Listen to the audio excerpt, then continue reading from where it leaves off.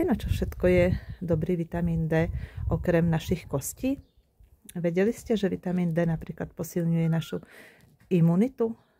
Že zabraňuje vlastne votrelcom, aby sa v našom tele rozmnožili, a tým votrelcami myslím teda hlavne baktérie, vírusy, ale dokonca aj naše vlastné bunky, ktoré sa nám rozhodli urobiť šarapatu.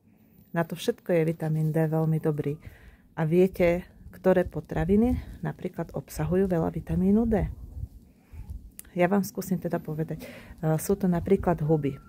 Avšak v hubách síce vitamín D je, ale museli by ste ich zjesť väčšie množstvo, aby to malo zmysel. Ďalším veľmi dôležitým zdrojom vitamínu D sú vajíčka. Vajíčka, hlavne teda bielok, obsahuje veľmi veľa vitamínu D. Takisto. A vedeli ste, že napríklad vajíčka od sliepočiek, ktoré žijú vo voľnom výbehu, majú 4-krát viac vitamínu D v bielku ako vajíčka z klietkových chovov. Možno aj preto je lepšie kupovať práve od farmárov. A ďalším veľmi významným zdrojom vitamínu D sú ryby. A hlavne teda rybí tuk.